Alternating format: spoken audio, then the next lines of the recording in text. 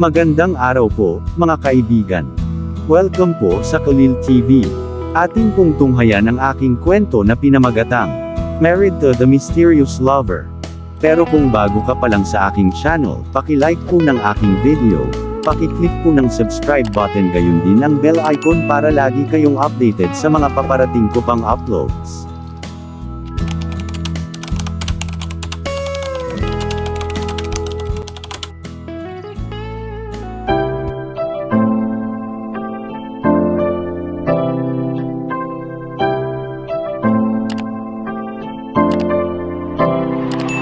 Kalil TV.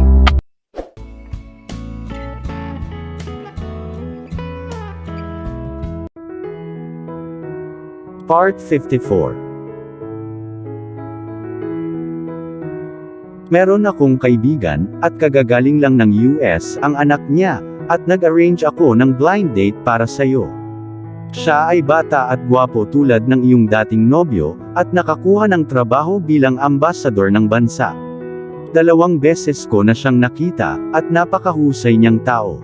Pumayag siyang makipagkita sa iyo bukas ng 7 PM para sa hapunan.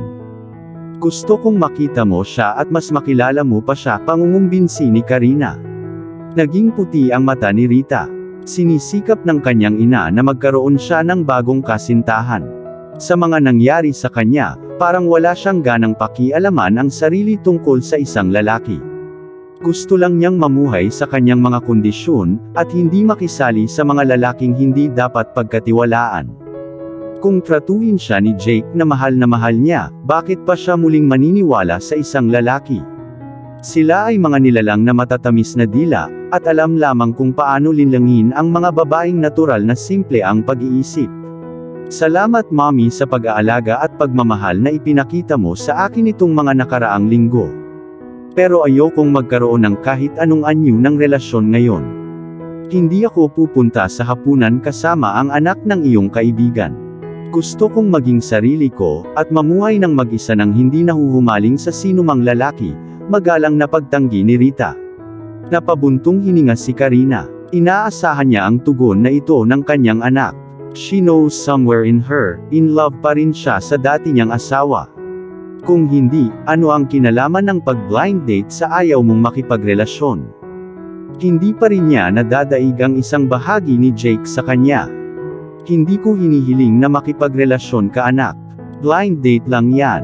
Magkaibigan muna kayo. Maaaring mabuo sa kung ano ang nararamdaman ng isang lalaki at isang babae para sa isa't isa, ngunit sa ngayon, hindi yun katulad ng pagsasabi na nililigawan mo na siya. Gawin mo ito para sa akin anak. Inayos ko na at ayaw kong biguin ang kaibigan ko. Pagsuyo ni Karina, hinawakan ang kamay ni Rita at marahang pinisil. Sa wakas ay sinabi ni Rita na okay. Gagawin niya ito para sa kanya, at umaasa siyang magiging masaya siya. Pero hindi niya maipapangako na makakapagkompromiso siya para sa isa pang blind date. Sinabi ng kanyang ina na pumunta muna siya dito, hindi pa nila dapat pinag-uusapan ang future. Ang saya na pumuno sa puso ni Jake nang gabing iyon ay labis-labis. Hindi naging madali para sa kanya matapos mawala ang pagbubuntis na iyon ni Rita. Mula noon ay hindi na siya nakakatulog ng mahimbing. Psikolohikal na siya ay naghihirap, sinusubukan lamang na itago ang kanyang paghihirap sa likod ng mga ngiti. Nakauwi si Amaya at nagtalaga agad siya ng katulong. Siya ay dapat tratuhin ng mabuti dahil siya ay kanyang anak na ampon. Dinala si Amaya sa silid ng mga bata na hindi pa nagagamit. Siya ay nabigla mula nang makarating siya sa gate ng mansyon. Ang kanyang bagong papa ay naninirahan sa heaven. Paraiso ito at natatakot siyang madumihan ng kanyang mga paa ang sahig ng sala. Siya at ang kanyang mga magulang ay nakatira sa isang maliit na bahay na may 2 silid lamang. Ngunit dinala siya ng kanyang bagong ama sa paraiso. Pumasok si Jake sa kwartong tinutuluyan ni Rita bago ito umalis. Umupo siya sa kama. Nilibot niya ang tingin sa kwarto at nakaramdam siya ng matinding emosyon. I'm sorry Rita, bulong niya sa isang bakanteng kwarto. Magbibilang pa sana sila ng linggo bago ipanganak ang baby nila, pero wala na ang lahat. Namiss kita ng higit pa sa naiisip ko. Sana hindi na lang humantong sa ganito. Mahal pa rin kita, Rita, bulong ni Jake, tumayo at pumunta sa kanyang closet. May nahulog na malaking brown envelope at kinuha ito ni Jake. Binuksan niya ito at nakita ang report ng ultrasound na ginawa ni Rita. Binasa ito ni Jake at mukhang moody. Hindi siya isang responsableng ama sa anak sa tiyan ni Rita. Hindi niya ito pinansin o tinanong kung nagpatingin na ba siya sa doktor. Hinanap pa niya at nakita ang ilan sa mga larawan niya. Kinuha ni Jake ang pinakamaganda sa mga larawan, at nagpasya na gagawa siya ng isang malaking larawan nito. Pumunta si Jake upang tingnan ang kanyang anak na babae sa kanyang silid, at nakita itong natutulog ng payapa. Lumapit ito sa kanya at inalis ang hibla ng buhok na nakaharang sa mukha niya pabalik. Umiti siya at marahang lumabas, isinara ang pinto. Siya ang magpapasaya sa kanya at magkakaroon ng kasiyasiyang buhay. Kinaumagahan nang dumating si Jake sa kumpanya, inimbitahan siya ni Sabrina. Gusto niyang malaman kung paano niya balak palakihin si Amaya bilang isang walang asawa. Sabi ni Jake, kukuha siya ng yaya na laging kasama niya. Tatawag sana siya ng pediatrician para suriin din siya. Sinabi ni Sabrina na gusto niyang imungkahi na dalhin siya nito upang makasama sina Caleb at Khalil.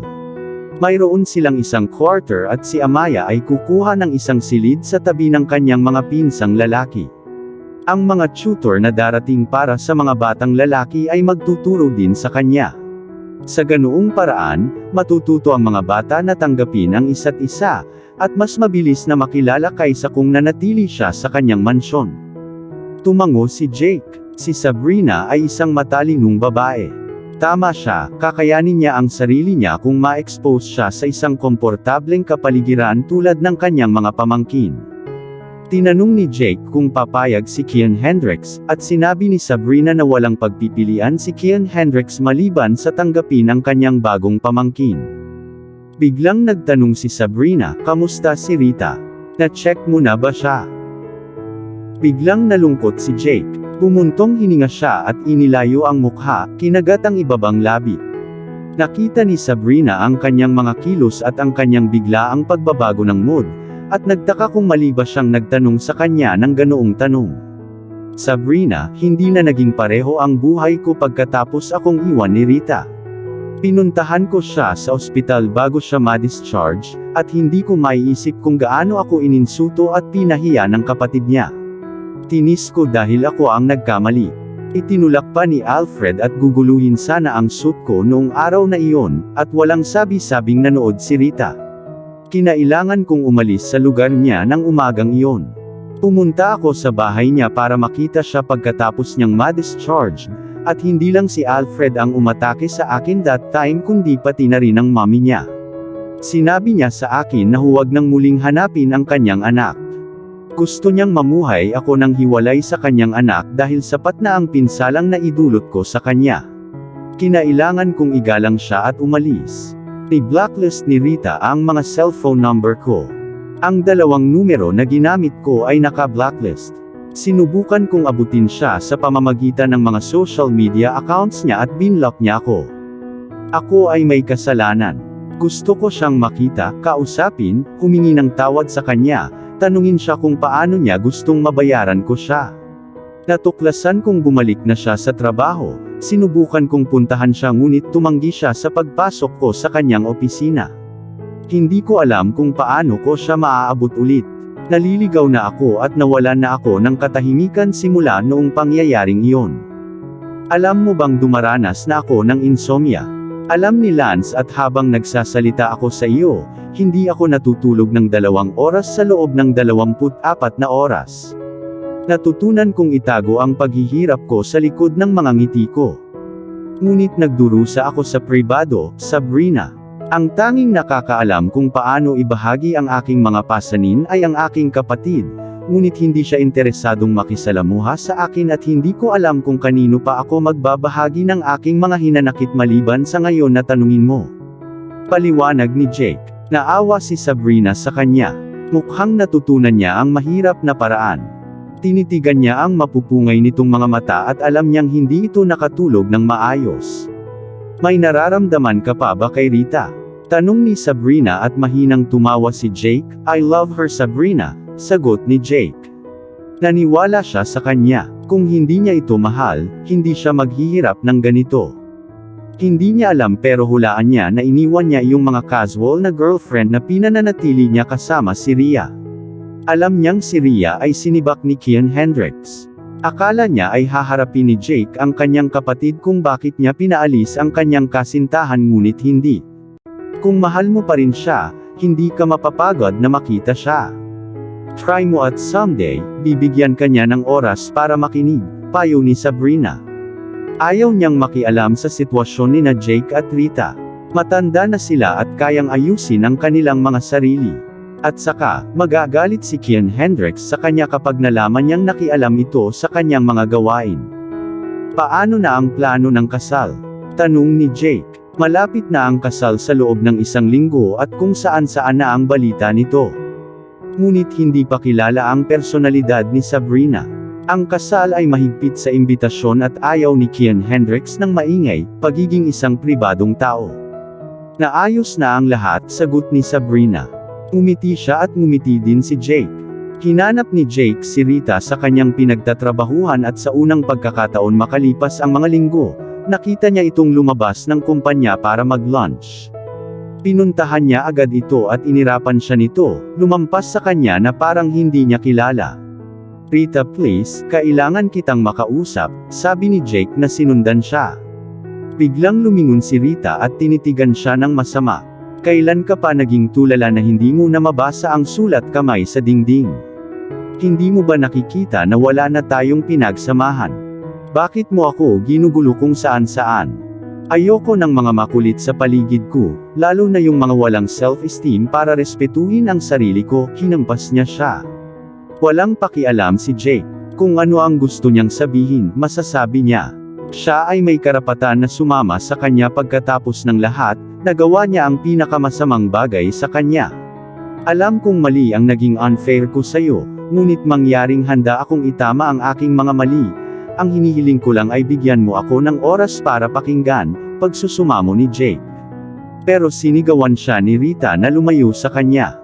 Nahiya si Jake at tumayo habang si Rita ay sumakay sa kanyang kotse at nagmaneho. Babalik siya para kausapin siya. Hindi siya madaling sumuko hanggat hindi niya nakikitang pinatawad siya nito. Nang gabing iyon, pumasok si Rita sa isang hotel na nakasuot ng simpleng maiksing gown pero fitted. Mukha siyang simple pero maganda. Nakita niya ang isang binata sa dulo at sumenyas ito sa kanya. Naglakad siya patungo sa kanya at tumayo ito, nakangiti sa kanya. Inunat niya ang kamay at magalang na kinuha ni Rita. Umiti din ito sa kanya. Sinenyasan siya nito na maupo bago siya muling umupo. Gwapo siya gaya ng sinabi ng mommy niya pero hindi siya katulad ni Jake. Parang may sense of humor siya. Natutuwa akong makilala ka, I am Davis, pakilala niya. The pleasure is mine, I am Rita. Umiti sila sa isa't isa at sa sunod na pagkakataon at tinanong ni Davis kung ano ang gustong kunin ni Rita. Halos 2 oras silang magkasama bago sila nagpasyang umalis. Sinabi sa kanya ni Davis ang tungkol sa kanyang sarili at ganoon din ang ginawa ni Rita. Naghiwalay sila ng maayos at tinanong ni Davis kung maaari siyang sumama upang kunin siya para sa tanghalian kinabukasan. Napaisip si Rita, siguro oo na lang siya kung sakaling lumapit ulit si Jake sa kanya, matatakot siya kapag nakita siyang may kasamang iba. Okay. I would look forward to seeing you again, sang-ayon ni Rita at pinaalis muna siya ni Davis bago umalis. Gusto niya siya sa unang tingin. Ang ganda niya, kahit na wala siyang sinabing iba sa sinabi ng kanyang ina tungkol sa kanya. Siya ay diborsyado at nawala ng pagbubuntis. Kinumpirma niya iyon at sinabi sa kanya na maaari lang silang maging magkaibigan. Pero sa pagiging open-minded niya, mapapaibig niya ito sa kanya. She looked reserved and he likes such women. Si Rita mismo ay puno ng mga iniisip, hindi kay Davis kundi kay Jake. Pumunta siya upang makita siya sa trabaho at gusto niyang pumunta sila para sa tanghalian at mag-usap ng mga bagay-bagay sa isa't isa. Tahimik siyang tinanggihan at sinabihan siya ng masasakit na salita. Pinahal niya ito ngunit hindi na siya makakasama muli, hindi niya ito mapapatawad sa ginawa nito sa kanya. Pumunta si Jake kay Caleb at Khalil ng gabing iyon at isinama si Amaya. Nang makita siya ng mga batang lalaki, humawak sila sa kanyang mga kamay. Pinsan ninyo na siya, treat her as one, sabi ni Jake, pinakilala ang mga bata sa sarili nila. Sinuri ng pediatrician si Amaya at sinabing kailangan lang niyang pakainin at bigyan ng tamang dieta. Inutusan ni Jake ang cook na ihanda ng hiwalay ang diet ni Amaya upang matiyak na naglalaman ito ng lahat ng sustansyang kailangan para sa tamang paglaki. How are you, Amaya? Tanong ni Caleb at nahihiyang sumagot ang batang babae. Hinawakan niya si Jake na para bang iiwan siya nito. Nang pumasok si Jake upang makita ang mga matatanda, iniwan niya si Amaya kasama ang mga batang lalaki at pagbalik niya, narinig niya itong masayang tumatawa. Masaya si Jake, nakikilala niya ang mga batang lalaki, at ibig sabihin ay malapit na siyang sumali sa kanila para sa mga pagtuturo. Ihahatid siya nito sa mansyon ni Kian Hendricks para makasama sina Caleb at Khalil bago siya pumasok sa trabaho. Maaari niyang alagaan siya ngunit nais niyang makihalubilo siya sa mga batang lalaki, at maturuan ng kanilang mga tutor. Mabibigyan din ng maayos na edukasyon si Amaya. Lumalala ang kalusugan ni Jake. Palagi siyang sumasakit ang ulo at alam niyang kailangan niyang pumunta sa ospital kahit papaano. Wala na siyang sinabi kay Lance tungkol sa insomnia niya. Nanghihina na siya at nagsisimula ng mawala ng interes sa lahat ng bagay na nagpapasaya sa kanya.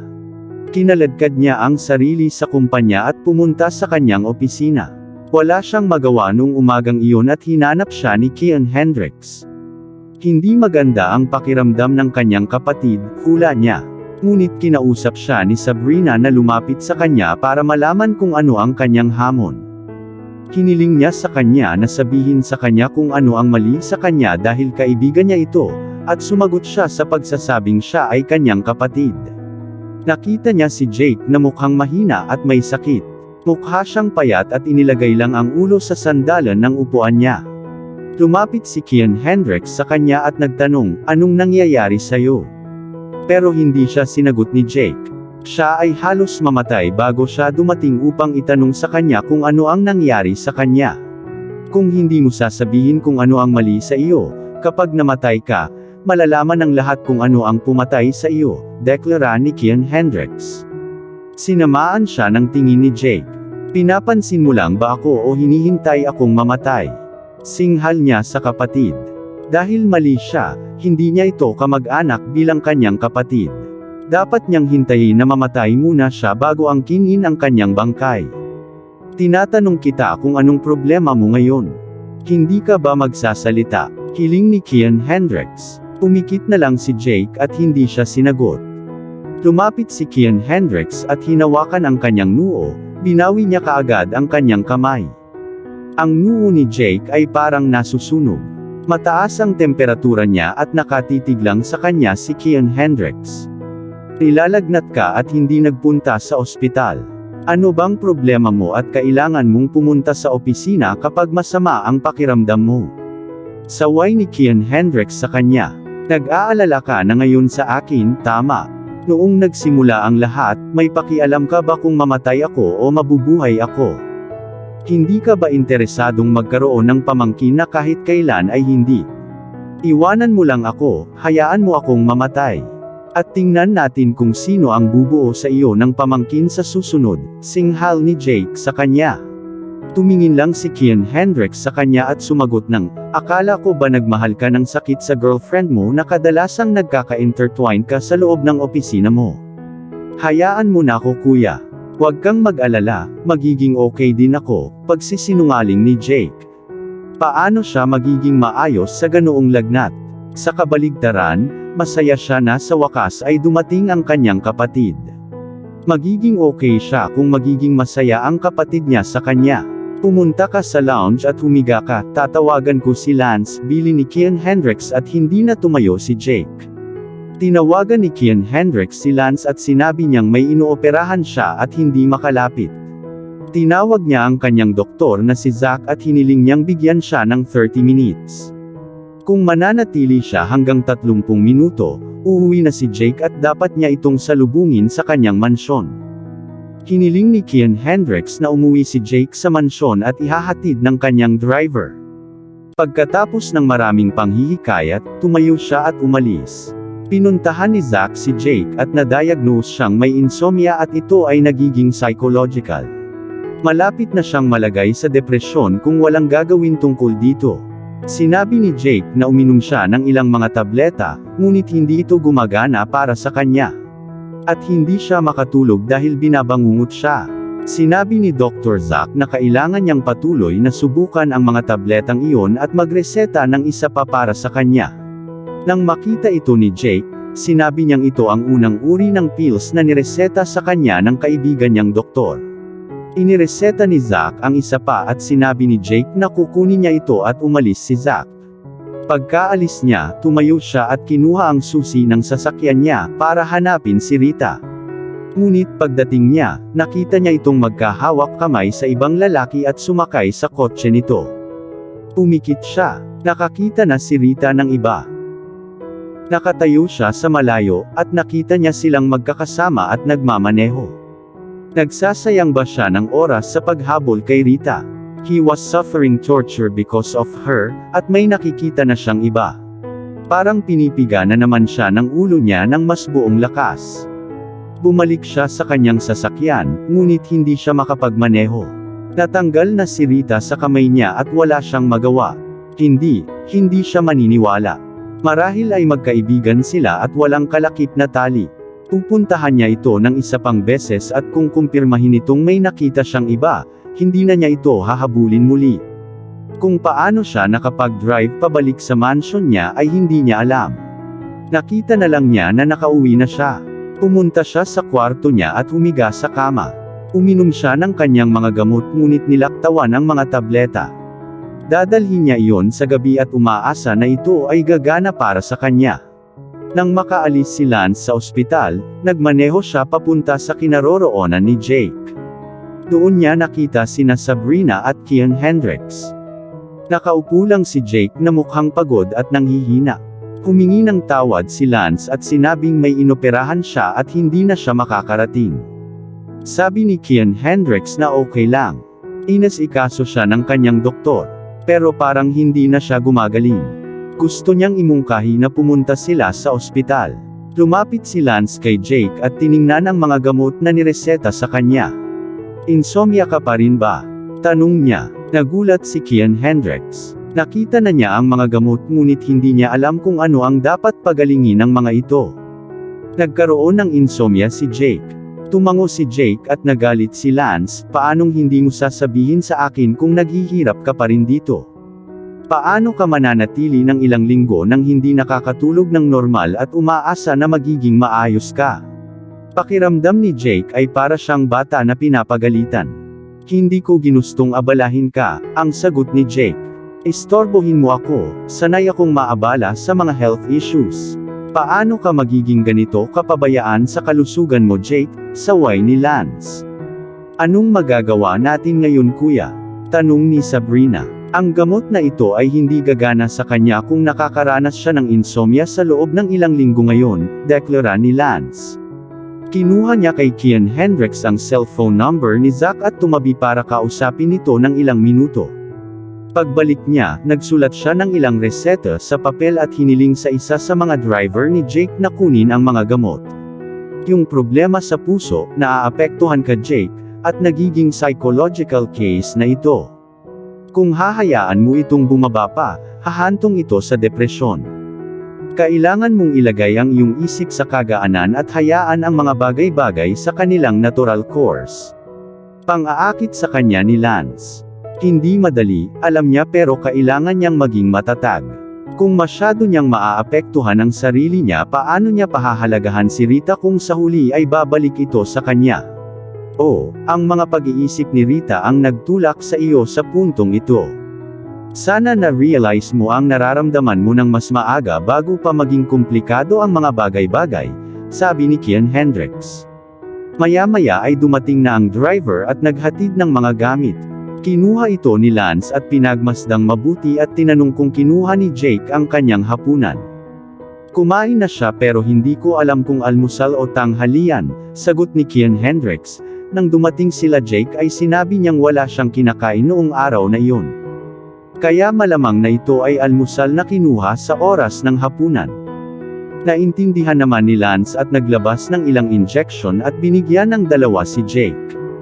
Nakatayo lang si Kian Hendricks, naaawa siya sa kapatid pero alam niyang binabayaran niya ang mga kasalanan niya. Wala pang 3 minuto at nakaramdam na ng antok si Jake.